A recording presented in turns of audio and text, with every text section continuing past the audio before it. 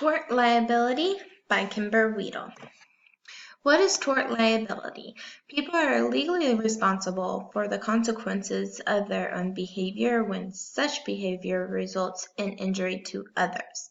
There are two different types of tort liability: intentional tort, which is deliberate acts such as assault or battery.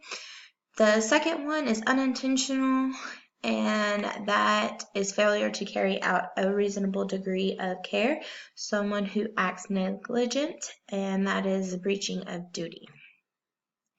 Melson versus Brooks.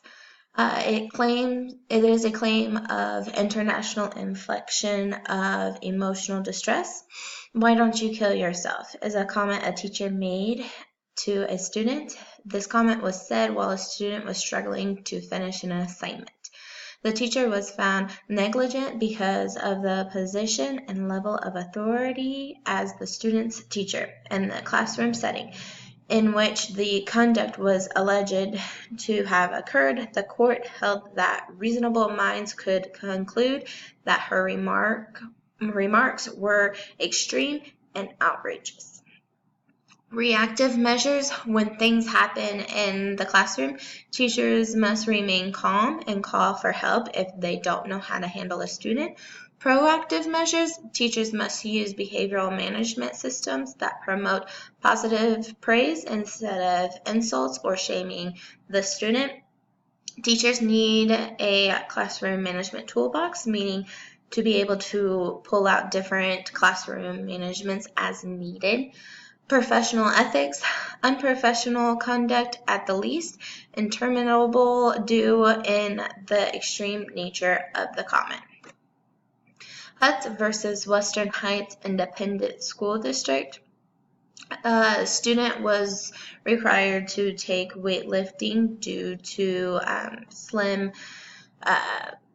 classes. He was maxing out for the 9 weeks grade, trying to beat the last 9 weeks grade to be able to improve his grade. He was hurt in this process. The court ruled in favor of the family because the boy was not participating in an athletic contest. Reactive injuries must be recorded on paper and put into data system by the nurse. If the injury is visible or major, a call needs to be made to the parents. Proactive physical education teachers and coaches need to be informed of their rights regarding student activity and what procedures and policies are in place when an accident happens. Professional ethics.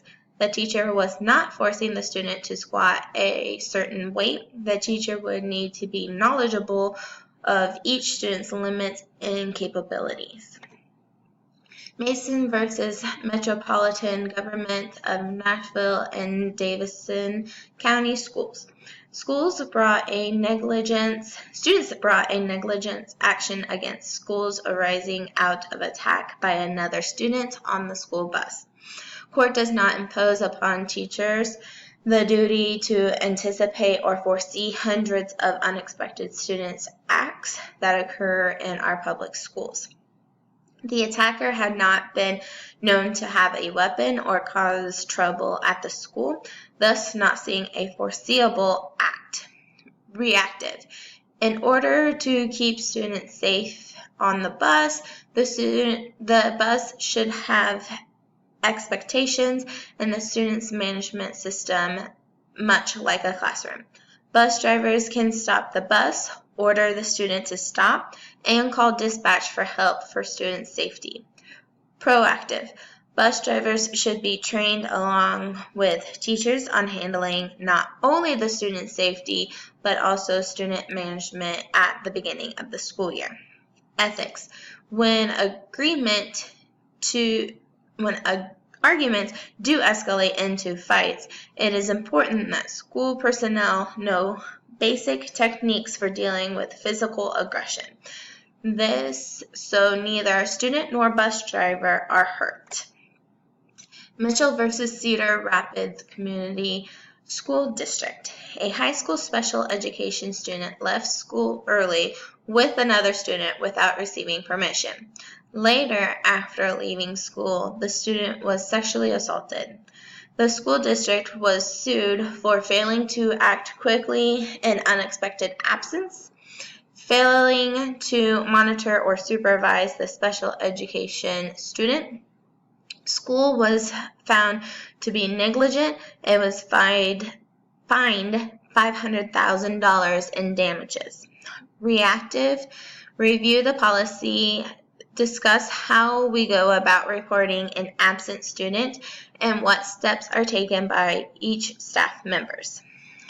Proactive, set up a system that allows teachers to communicate effectively and confidentially about students' behaviors that are unusual or need to be watched.